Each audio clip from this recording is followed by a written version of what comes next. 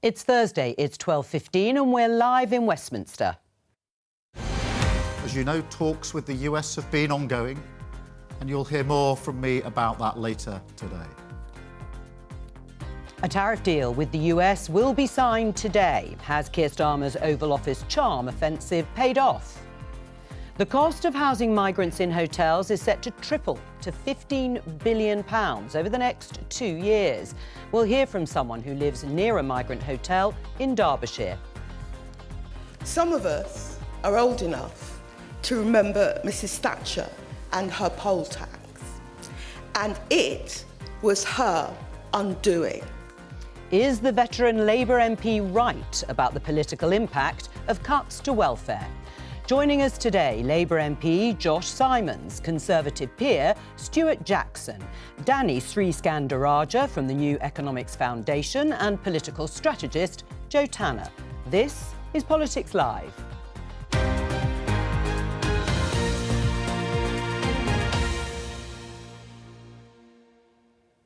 Hello and welcome as the service to commemorate and celebrate the 80th anniversary of VE Day began a short while ago at Westminster Abbey.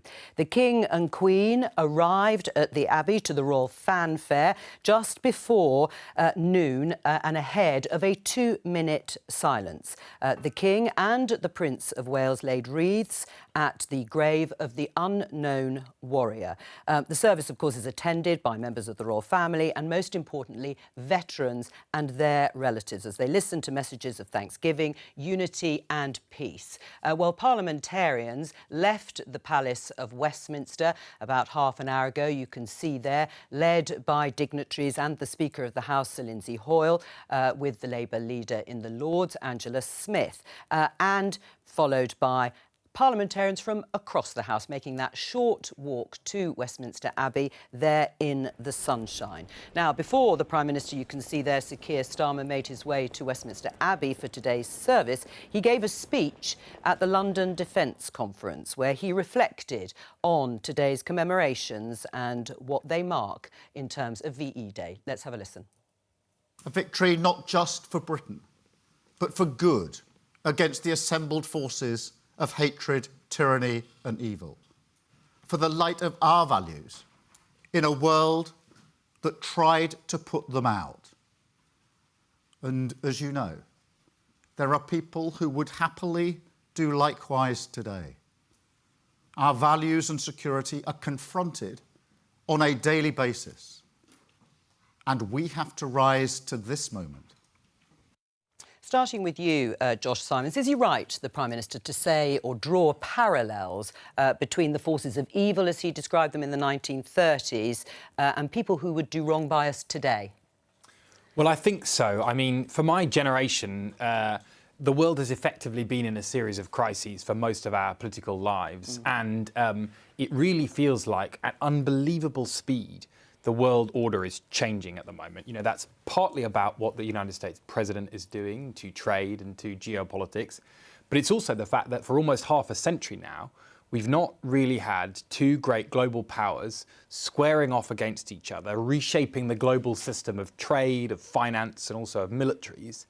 And in that context, strong leadership from the United Kingdom, which respects areas like mine that were at the heart of the Second World War in terms of the troops that they sent, but also the energy they produced to power the Second World War, and industrialising, investing in industrial Britain so that we are secure and ready for what is going to be a very turbulent few decades ahead. Is that how you see it too, Stuart Jackson, in terms of what was going on at that time, in the decade particularly of the 1930s, leading up to the Nazis, the war and the Holocaust, and today? No, I think it's a flawed and imperfect comparison. I do think it's, of course, the Prime Minister is entitled to comment on what is the greatest generation that served our country and saved us from fascism and tyranny, and we should never forget the sacrifice those people made. But I think it is materially different in terms of it was a world war. Hitler posed a threat for the whole world. You had industrialised murder by way of the Holocaust. I do think of course, it is a dangerous time at the moment, but I think it's rather try to compare the two. They are significantly different. And obviously he's the political figurehead of the country, and it's appropriate that he comments, but I don't share his analysis. Are there some parallels between what happened then and what is happening now? I suppose people will look at particularly war in Europe with the war in Ukraine. So I certainly think there are parallels. There are parallels around the sort of global insecurity that we're facing, including war in Europe, as you say. Another parallel for me is, today is momentous for me because it was a victory of democracy as much as a victory of good, as Keir Starmer has said. And I worry that the parallel is with the 1930s, which was a time in which democracy was under attack, particularly from rising fascism. And it feels like a moment again where we have to defend the sort of foundations of democracy. People are angry, people are turning away from politics, people are reaching for populists, people are falling for the sort of scapegoating of minorities and others. And I think this is a time in which we need to protect and renew our democratic institutions. What does it mean for you, Jo? I think we're living in insecure times, and that's the principle. He was speaking from a defence conference. He's having to make the point that we need a strong defence force, and that there is that massive challenge that the government's got about what it's going to spend, how it's going to find the money, and the wider challenges that globally we face. So I think whether you're sort of making a direct comparison to exactly the period before or the period of the Second World War, I don't think it's that. I think it's about saying there are serious threats that still exist. We can't forget what was done. We can't forget the sacrifice that those people made for us, but also we can't pretend that we still are looking over our shoulders, we still are looking across borders to see what's going on, because there are still threats that exist to the UK and beyond. I mean, just briefly to pick up on what you have just been saying about defence, is there a dividend to the increase in defence spending? And I mean a dividend economically in terms of people here, industries, jobs that might be created, because it will be the highest amount eventually since the Cold War. The Prime Minister has said people here should benefit. Well, I think if you take a specific example, it's the best way to get into that question. Down the road from my constituency, Barrow, it is an example of one of the few areas in which the UK has had a successful industrial strategy sustained over several governments. We said under the last Labour government, we are going to build submarines again. And so we committed to that. The coalition government then, while scrapping lots of other things, continued that commitment and said, yes, we are going to build submarines again. And then what happened in AUKUS in that pact was momentous. We then effectively have now become an exporter of submarines that we are building in Barrow. You ask anybody who's been to Barrow, that creates jobs, it creates investment, it has all sorts of downstream effects on the economy. And Barrow is a success story that we need to replicate in towns across the north over the coming years. Is that the dividend that we are going to look forward to?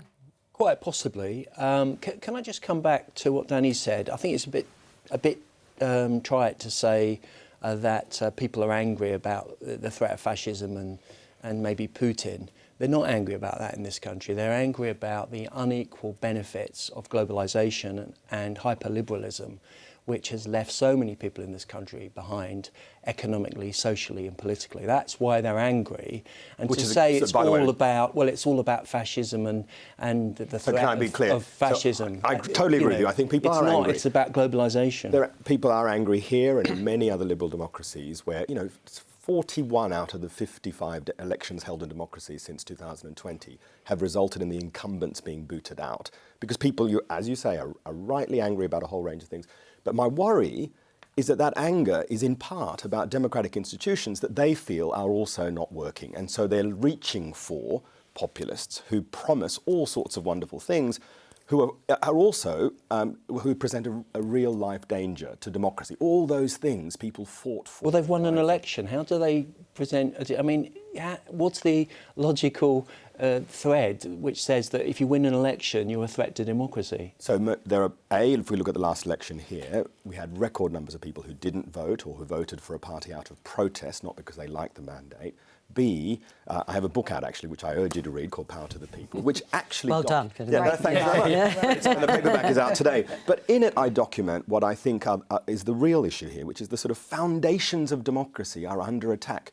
Civic freedoms are under attack, including in this country where people can't protest. Well, fewer people voted in the 2001 general election when we were in a benign economic situation in the second term of Tony Blair. So the fact that people don't vote is not necessarily always about disliking the system. I think you're right, on this occasion they probably do. Well, I was going to say, do you not think it is, as many people have said, the sort of end of the two-party system? Oh, yeah, unquestionably. But they're sick of lack of delivery, aren't they? They're sick of voting Promises for people that promise the earth, and then they get what you get is not what you felt you voted for. And that's either because you were missold in the first place or because what actually you thought you were getting or what you should have got wasn't delivered. And that's where people get frustrated. Well, something that certainly will be heralded by Number 10 as a big win is the US-UK trade deal. It's thought the two countries, well, we know that they are about to announce a plan certainly to reduce tariffs in some way. President Trump hinted at a major trade deal overnight. Let's have a look at his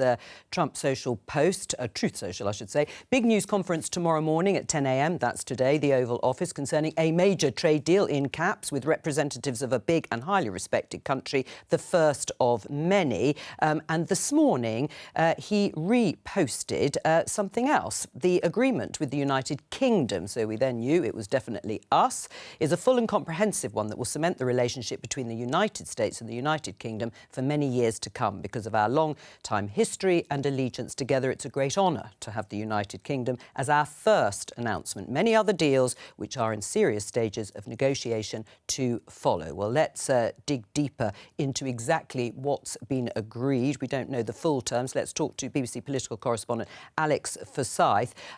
This is clearly, symbolically, certainly good news for the Prime Minister. How much of it is down to his charm offensive?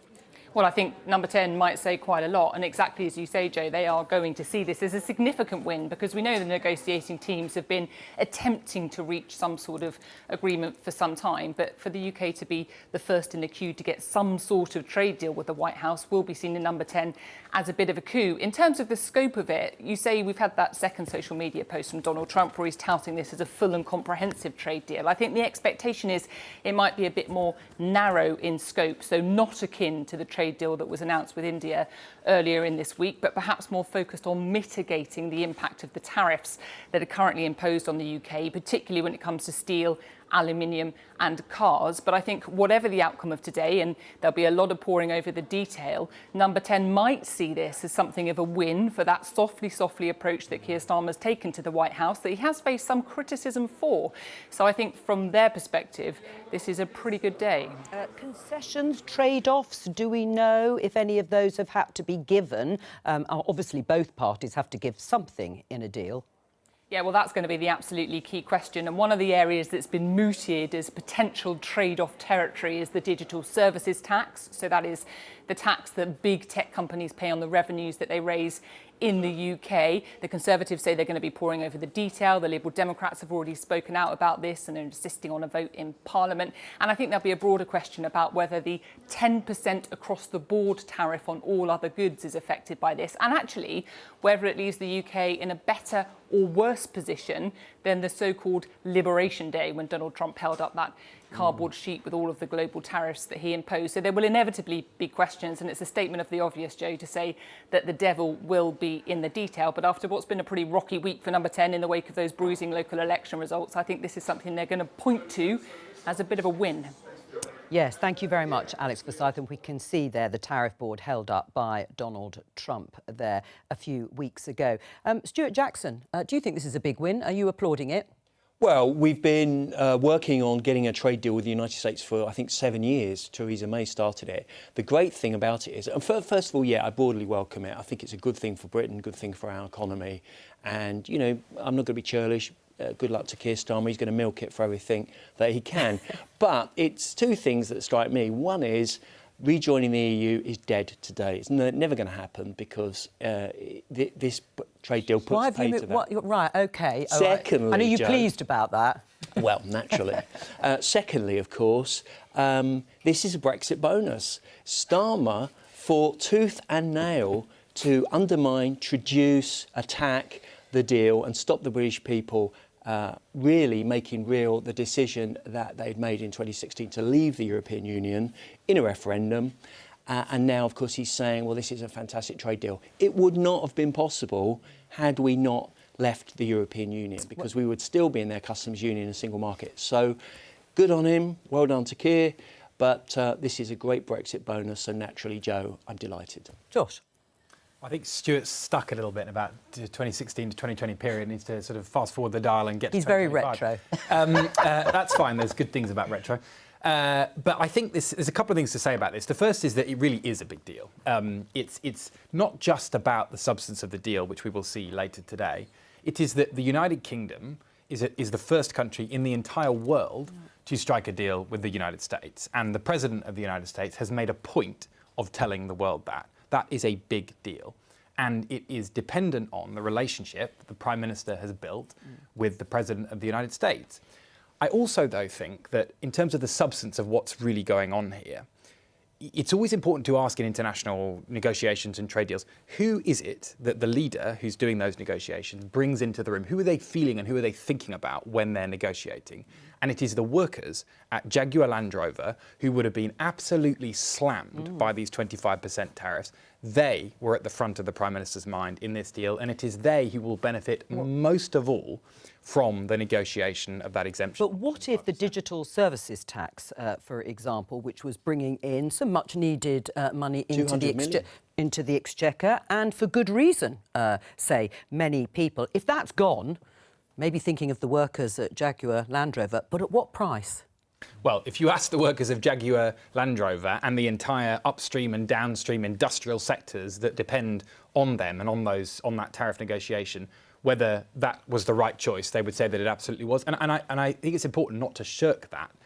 Governing is about choices. Yeah. I care about the Prime Minister going around the world, being a world leader and bringing working people in this country to those negotiations. Yeah, and in this case, there is a trade-off. That is what he's done. Well, if that is the trade-off, because we don't absolutely know, but it's been talked about, is it a price worth paying? Well, I want to see the detail, but I do think that the worry that I have is that, you know, if you take digital services as an example, here is a really clear example where nation states are failing to act together to curb the power and the wealth being created by these social media companies. We need international coordinated taxation on all sorts of digital services to prevent, you know, what's happening before our eyes, where the sort of tech bros are becoming eye-wateringly rich. And the tech bros' favourite politician, Donald Trump, is negotiating with an important trading partner to water down the taxes their companies have to pay. So politics is about choices, and I hope that when we see the detail of this tax, that we see the right choices being made that put our national interest and the world's long-term interest first. Right. I mean, there's also been discussion, Jo, about compromising on the quality of our food standards. Now, that has been ruled out, broadly speaking, but again, the trade-offs are key to whatever has been agreed. Are you, though, broadly in favour of what looks as if it's been signed up to? I find the whole thing just really curious, because we've had this, you know, big bombastic Trump doing this big moment, and then we've all been in the UK. It's just been like, it might be us, might not be, or a little bit of spokesman from Number 10 sort of saying, well, yeah, there might be something, and then eventually it's like Trump's sort of outed that it's the UK, and there's a really interesting choreography that we've kind of let Trump take the lead in this, and the risk therefore is actually there's something in it that we really don't like, and therefore there is a reason that this is being played down, because it absolutely I don't believe that just because it's VE Day that it's being played down. I don't believe that narrative. There must be something in this that is not perhaps where the government wanted to be.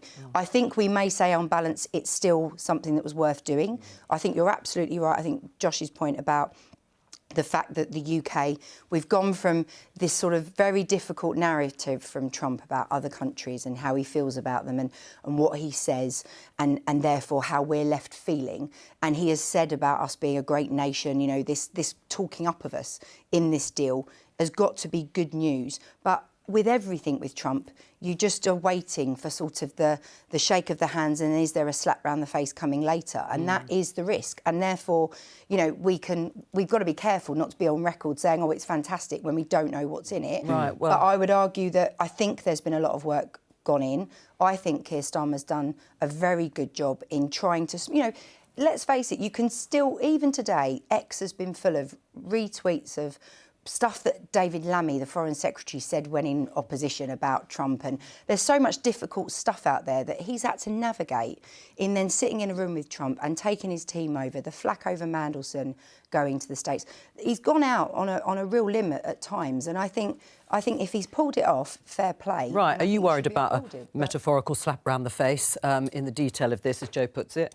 Well, we'll see what comes later. But I think just to go back to Danny's point, because I think it relates to what Joe was just saying there, what this Prime Minister and this Labour government will never do is act unilaterally in ways that are going to harm British workers. And the crucial difference between what Danny said is desirable and the choice that's made in this negotiation is that the digital services tax was not part of any international treaty. And I agree with Danny. We do need to look internationally at some of these things. There are, in fact, lots of areas at the moment where the world order that is being remade by the President of the United States is an opportunity to renegotiate some parts of that world order that are, in fact, legacies of the Second World War and that need bringing up to speed in the early, well, we're not actually early anymore in the 21st century, but in the 21st century. And this is an important example of that. But what we will not do is unilaterally impose something like a digital services tax when the price of that is our steel industry, the workers who build high-end British cars that also, although that's quite a small, crucial some for people our would military. argue national insurance contributions were not exactly helpful for and isn't the test going to be about, you know, this government, the government or the party that you represent needs to find ways of raising resources to pay for things or to stop, you know, to avoid cutting things like the welfare bill, which I suspect we'll get to in a bit. And so going after the digital companies and the tech barons, you know, Elon Musk is set, we think, pays an effective tax rate of 1% to 3% on his income and his wealth. I mean, that's ridiculous that the world's richest man pays such low levels of tax. And one of the reasons is because governments have let the tech companies get away with extracting huge amounts of value from us. Then we wonder why people are angry. Yeah, exactly. Right? Yeah, no, Well, and I will I'm never angry. sit here. I mean, to plug my own book, I've written a book about, if I may, how we should regulate tech, and I will never defend those. But this was a choice about a negotiation with the world's largest power, briefly from you, Stu, and then we move on. First. There are other issues that people are angry about. Young people are angry about housing. People are angry that there's 5 million people on out-of-work benefits in this country. Obviously, asylum is an issue. Well, we're about to talk about all these issues. asylum Really, do they care that much about Elon Musk? There's always been wealthy people. Carnegie gave public libraries. There were J.P. Morgan. There's always been these plutocratic elites that have had lots of money. I think that's a displacement activity for the fundamentally intrinsic problems that affect this country. Well, we don't know the specific details, as is apparent from me, I should say, but we will find out a little later this afternoon. Let me just show you this headline in BBC News. Asylum accommodation costs set to triple, says the watchdog. Yes, the National Audit Office have warned that asylum accommodation costs are set to rise and triple the amount the Home Office expected. Contracts signed by the Conservative government in 2019 were expected to cost the taxpayer £4.5 billion over their 10-year term. This cost is predicted to rise to just over £15 billion. What's going wrong? It's absolutely outrageous, and it enrages me, and it enrages the people who voted for me, my constituents. What happened to our system such that we've signed a series of contracts that we're committed to and that we have to pay for over time, and the way that we are dealing with the fact that people are essentially just stuck in the system is we are charging, to talk about 200 million digital services tax, billions and billions and billions of pounds to put those who are stuck in the system up in a hotel. The people who vote for me are outraged by this complete breakdown in the system. I am too. We need to sort it out. And the one thing I would just say, sometimes in Westminster, we talk about the asylum backlog, this sort of slightly abstract phrase. What that actually means is that the system was stuck. It stopped And that's why we had to pay so much money for these hotels. And clearing the backlog, what does that mean? It means making sure that we don't have to put people in hotels, because the basic system that decides whether people should be returned or not is not working. We have got to fix that. Conservatives' fault. This is your responsibility. The Conservatives presided over a mess, and they were in the wrong. And I admit that it was our biggest policy failure in the last government. But they're in government now. They've been in government 10 months. They don't have a policy. They wrecked the Rwanda scheme. They dumped it as soon as they got in. In their manifesto, it said they'd close asylum hotels. They've increased the number. And Closed 23 since the election. Let's be honest and not disingenuous about this. Why does your government never even look at the prospect of derogation from the European Convention on Human Rights, which would stop lawfare, preventing the removal of foreign prisoners and asylum seekers whose claims have failed? Right. You won't even look at that. I don't think the Conservative Party might be looking at it. They haven't made a decision on it either. Before we get into that particular issue, asylum hotels, migrant hotels were also a big issue in last week's local elections. We can hear from a voter, Shannon Freeman, who lives near an asylum hotel in Chesterfield. Hello to you, Shannon. What are your concerns? My main concerns are to do with homelessness. I feel that there's a big issue with it at the moment, and although the Chesterfield Council are trying, there is a massive backlog of local residents that do not have a home to live in. So when the likes of those at the Sandpiper Hotel are housed and fed and clothed and with no expectations of working or giving back to the society, it enrages local residents like myself. What do you say in response? We've got two politicians here amongst our guests. Shannon, what do you say, Josh, to her?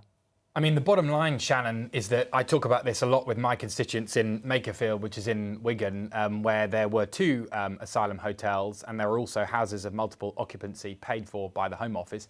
It enrages me too. When I see a constituent who is homeless and down the road I see a new Serco HMO that's opened up, paid for by the Home Office, that's wrong. And there's no two ways about it. It is outrageous that a system has been allowed to develop in this country that effectively says to local people all over the United Kingdom, just like you, Shannon, we are, the Home Office, going to come in, we're going to take a hotel away, we're going to fill it because we failed to run our system. And in the meantime, local residents are going to be homeless. That's wrong. What's the alternative, though, Stuart? I mean, without going into sort of future issues like the ECHR, now, in the area where Shannon is living, what is the alternative to housing migrants in hotels? Well, we need to be tougher in our dealings with France, for instance, because the Dublin Agreement says that you claim asylum in the next safest country. If you're travelling from, say, Syria or Somalia, you're travelling through Greece, Italy, France, Germany. Other countries have dealt with this in a much more robust way, particularly Sweden and Germany. And I think, if you read the Labour Party manifesto last year, I agreed with it, and obviously about closing migrant hotels in a year. But it's tough language, having a border command and processing more quickly and recruiting more people to do the claims. But none of this has happened, and I just think there is an impasse across the whole of the political class, including my party, that they are not willing to really tackle this issue, and that's why Reform UK is doing so well, because they may not be down to the granular minutiae of policy, but they're asking the right questions and raising the right issues. Let me go back to Shannon, because you've heard the politicians here, Labour and Conservative representatives. They're cross too about it, but they've both been in government. And in terms of what you would like our Labour MP to say to the Prime Minister, for example, what do you think the government should be doing? I think they should be treating immigrants exactly the same as they treat all of the residents of Chesterfield and elsewhere, as in they expect us to work, they should work too. It's not necessarily just a problem of let's move them out of this place and let's put them in that place. That wouldn't resolve anything. The issue is that they're being housed and they're not contributing anything to the society. Also, there's a massive difference between immigration and illegal immigration, where we've been pushed by the media that people are fleeing war-torn countries, women, children, families, and yet, such as the Sandpiper Hotel, the reason that's made news is that's I think it was a 46-room hotel, but it's full of men. So we've been lied to there. We don't know why they're there. They've been there for 2 years at least now. They don't seem to be leaving, and yet homelessness is on the rise. So I could also flip it. You'd mentioned in your discussion today about workers. Now, it's also of the opinion that we feel that tax is going to rise to pay for people such as this being housed, which is going to push unemployment. People are not going to want to work if tax is going up and up and up. Otherwise, they're working for nothing. Right. And there will be on benefits. I mean, listening to this, I mean, you're in government. Surely you can do something about this situation. I mean, the Conservatives failed to, as Stuart has said, but it almost feels as if you're looking at this from the sidelines, Josh, not you personally, but the Labour government. Let me just say what we are doing. I agree with so much of what Shannon just said there. We have increased the speed of decision-making around asylum claims by 52%. We have deported 25,000 people who have no right to be here, which is a massive increase on what the last government's gone. We've also deported the increase in foreign national offenders, people who've committed crimes but are not British citizens, has gone up by 20%. Now, all of those stats, what is that actually about? It's about enforcing the law of this country so that people who do have no legal right to be here are taken out of the country and are not staying in the United Kingdom at the taxpayer expense. Sometimes I think this conversation can get a little bit abstract so that simple solutions sort of cut through, and actually things like the asylum backlog, clearing the asylum backlog is how we close down hotels right across the constituency. Stuart has said twice that we've done nothing, which is just wrong. We have closed 23 hotels. No, I said you don't have a policy. Stuart, just let me finish this point. 23 hotels across the country, and we're going to close 3 more by May. Is that fast enough? No, it is not fast enough. We should have none of these hotels open, and I very much hope by the next election that is where we get to, because my voters, just like Shannon, will judge how effectively we do that, and they are right to judge that. Just before I come to you, Danny and Joe, are you impressed by what you've heard there, that you can't just reach, Shannon, for simple solutions? These things don't happen quickly, well, clearly, from what you've described. Shannon? Sorry, I was just taking in everything that's been said there. I'm sure. It's a very good thought, to be honest. I do notice that, yes, there are different views from different Labour parties about what the solution is.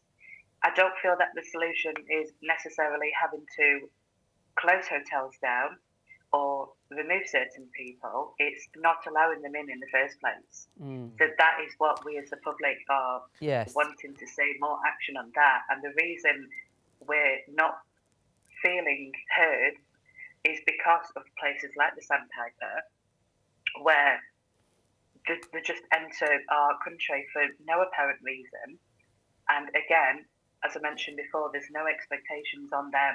Right. So what we'd like to see is them being treated exactly the same as the UK residents already. Yes. If you are wanting people to work, then you should be expecting them to work as well under a certain amount of time. And if that does not happen, it's going to cause an internal civil war. Right. Well, you voted for reform, I understand, in these local elections. Was this the main issue that drove you to do that? All right, let me bring in Danny. Just a couple of things. Listening to everything that Shannon has said, and she has outlined very clearly, you know, people in migrant hotels for 2 years, the majority, if not all, are men. It doesn't look as if they are people fleeing persecution, although men can also flee persecution, of course. But can you see why, when we go back to our earlier conversation that you were talking about, people are angry and feel they're not being heard and nothing is being done? Absolutely. I think Shannon and we all, the British electorate, have been let down by successive governments. And Shannon, it's interesting that you talk about the right to work, because you know, there was a time, for decades, asylum seekers who came here and were waiting for their claim to be processed were allowed to work, filling shortage skills, were paying taxes. But about 20 years ago, under the last Labour government, the government stopped that right to work on the basis that apparently it was going to reduce the sort of pull to Britain. It's done no such thing. You know, people still want to come here, but it's the worst of all worlds possible, because those people who are sitting there languishing in these hotels want nothing more than to work, to keep, you know, to have the sort of independence and freedom to do the things that they are qualified to do, that they're interested in doing. And meanwhile, because of the system that is, you know, we have one of the slowest and most expensive asylum processing systems in the world. And that's why it takes so long. And meanwhile, we then pay hotels to provide the temporary accommodation. And so I certainly hear that the anger. What would you do? I mean, if you were a the asylum processing system, which will need public investment, which will need public employees. This will need people to process those claims effectively, to digitise some of that system so the government can be more efficient. Because, you know, let's not forget, the right to claim asylum is a fundamental human right for those people who are fleeing persecution. Yes, but is that an admission that governments, successive governments, are unable to stop people coming here in the first place? Well, absolutely, because migration is a fact of human reality. As a species, we've done it for all the time we've been on this planet. And given how globally interconnected the world is, we're not going to stop all migration. We're not going to stop all irregular migration. But what we do need is an effective system that's cost effective to be able to judge when people have a legitimate claim to seek asylum here. So we need a fit-for-purpose system. We then need, of course, migration management that allows us to know more about who comes and goes, and to be better in charge of protecting our national interests. We've got neither of those. There's a fundamental problem with this discussion so far, which is the bill is going up, and yet Josh is saying that we're managing to get through more, we're clearing a backlog. Well, why is it going up then? And that's what the public are going to be going, hang on a minute, this just doesn't make sense. And that's where someone like Shannon's concerns about how many people are coming in and whether there is something more can be done at illegal immigration, it has gone up. And 40% this year on last year. And so that's where even if you said, Josh, great, Labour government have done this, it's clearly still not enough. It's barely touching the sides. And that's where, again, we go back to the fact that what has been done, we should be saying, brilliant, we're having some breakthroughs. We've managed to see, you know, you're talking about significant percentages in terms of the improvements. But you're also then seeing, you're sort of chasing a runaway train because it's just continuing to go up. And therefore, the public will look and say, I can't trust those numbers because I don't see any difference. I still see a full hotel in my community. I don't think the government's got control of this. And, you know, it still amazes me. We did such incredible things during lockdown. We did such incredible stuff. When we had to move at lightning speed, we could. Why can't we on some of this?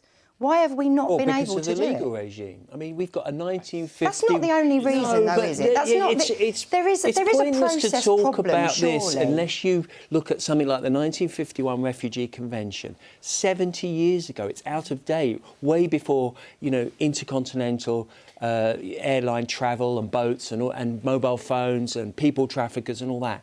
We haven't updated that. And the European Convention of Human Rights, where we have lawyers paid by the taxpayer to keep people who shouldn't be in this country in this country. But that's not everyone, But what about the benefit? No, it is a fundamental issue. But Stuart, what about the benefits of immigration? I mean, There this are country huge has benefits. relied There are on huge and does still rely on immigrant workers I coming agree with here that. legally. Illegally is a different... Controlled is Yes, the key word. but it's still a small fraction of legal migration. And just to come back briefly, because we have to end this discussion, I just want to hear from Shannon one more time. But Josh, having heard everybody here, do you think it's going to improve any time soon in terms of A, the costs, and B, the number of people being left in migrant hotels? It has to, and it has to happen faster. And that is what I heard at the elections last Thursday. And the bottom line is that I am fed up with politicians blaming Strasbourg, judges, Brussels, whatever. Politicians give away power when they don't want to take responsibility. And my voters are just like Shannon. They are fed up with politicians doing that. They want politicians to take responsibility. And I and my government has to take responsibility, not just for abstract numbers that we can say in the Westminster bubble about 52% this and 24,000 that, but actually in your area, you feel like the people you vote for have control over the borders of our country. And that is something that the British political class must deliver. Shannon, do you have confidence? Are you reassured by that? I'm not reassured about the homelessness topic. What's been done to resolve that in Chesterfield or elsewhere?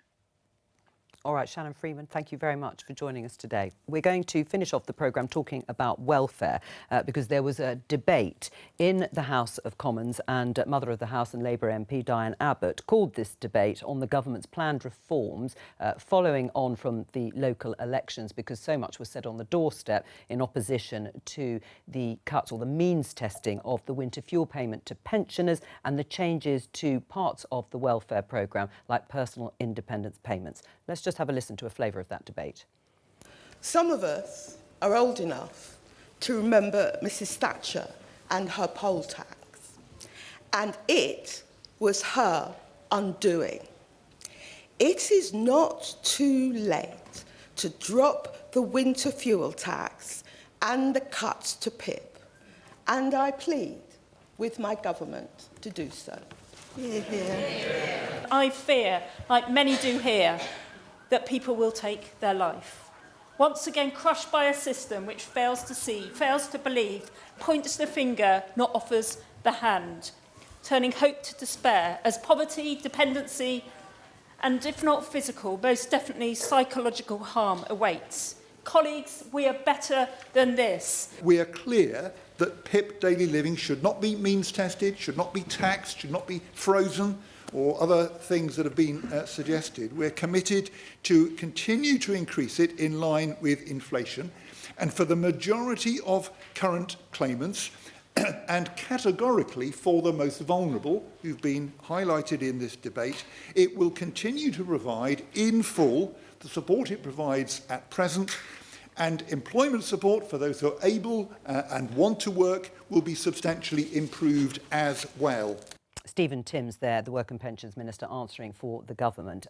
Jo Tanner-Broadley, do you agree with Diane Abbott that these cuts, both to winter fuel and other welfare cuts, could be as damaging politically for Keir Starmer as the poll tax was for Margaret Thatcher? Yes.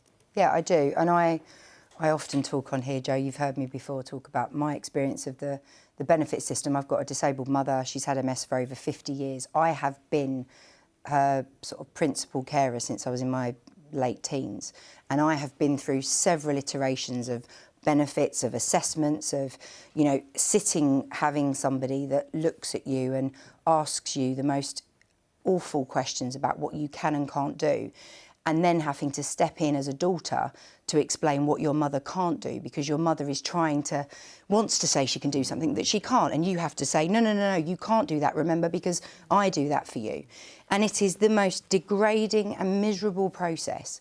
And I fear that we have got into a position where these big numbers of how big the bill is and how many people this affects doesn't actually get to the core of some people who have ended up stuck in a system that doesn't help them back into work. Whereas you've got other people that have got really difficult conditions where they are never going to be able to work.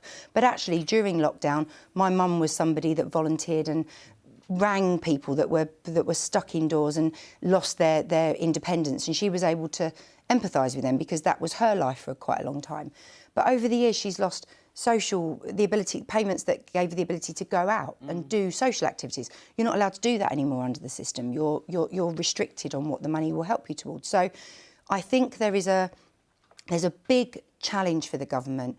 Winter fuel has not been about means testing. That's not what is being said on the doorstep. It's been taken away. That's the narrative that is stuck now. It's not about means testing. And tinkering with PIP frightens people because tinkering to one person is devastating to someone else. And it's a massive debate that we've actually lost the genuine sort of targeting of it and where it's needed and who it affects on a sort of one-to-one scale. It's become huge numbers, and that's why people are scared. It could be Keir Starmer's poll tax.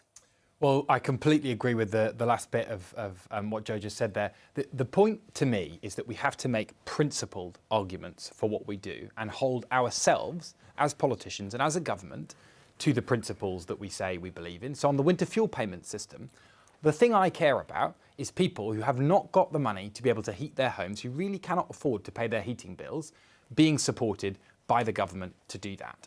And what the reforms we're aiming to do is make sure that that system is sustainable and that those who need that support actually get it.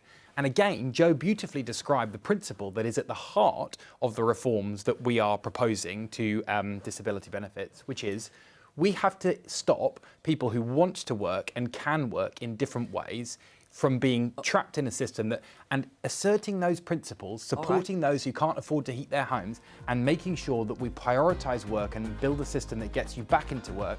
We must articulate those clearly. I'm sorry I haven't been able to go around everybody. Do you think it will be as damaging, though, politically? Yes, I think the government's got the analysis wrong and the solution badly wrong. No, I don't, but I think we need a cross-party approach to welfare. All right. Well, thank you for that. That's all we have time for. And just to mention, interest rates have been cut to 4.25% from 4.5% by the Bank of England. Bye-bye.